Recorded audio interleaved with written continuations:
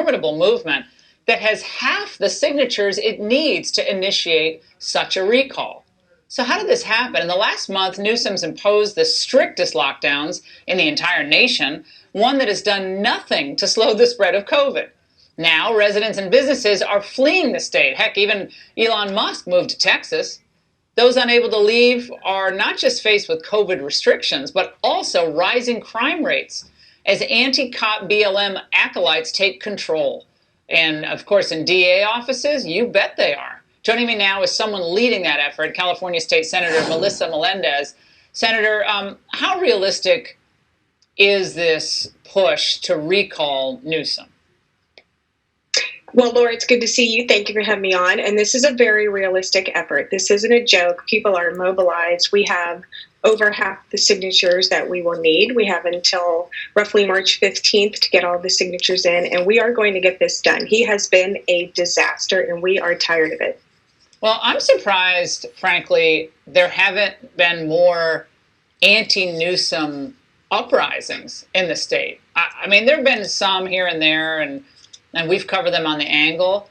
But given the fact that you have a state with incredibly beautiful weather, people can be outside and enjoying the fresh air, and yet it seems like everywhere you turn, there's someone hassling a law-abiding person, and yet letting a criminal out of prison or welcoming in an illegal alien who himself might be infected with COVID and welcoming them into the state. So I don't understand how any sane person can think this is going well.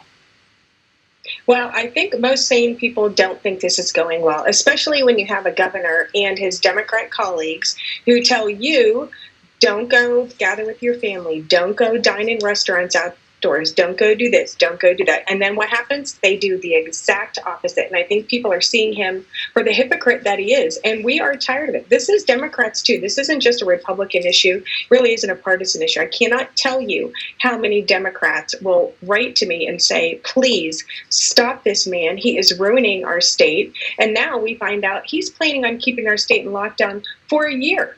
He said we're going to stay in lockdown until at least February. Yeah. It's not going to open up in February. You're crazy if you think it's going to. I mean, they're going to keep this thing going as long as they can. Governor Newsom was actually asked, Senator, about this recall effort, and he quickly pivoted. Understandably are frustrated by the closures here in California. Can you speak about the recall Newsom movement that is making some headlines based on this? The opportunity to end the closures presents itself anew today. As soon as we extinguish this virus, as soon as this virus is eliminated, as soon as this pandemic is behind us, this state will recover more resilient, more vibrant than ever. We've heard from the people on his team that he is very worried about this, as he should be. He just did a press conference a few days ago where he was all doom and gloom, and he told the media how he had to order more body bags for California because of the deaths related to COVID. And I'm thinking, why don't you talk about the number of people who have recovered from COVID? Why don't you talk about the body bags that you're going to have to put all these small businesses in, because he has shut down the state?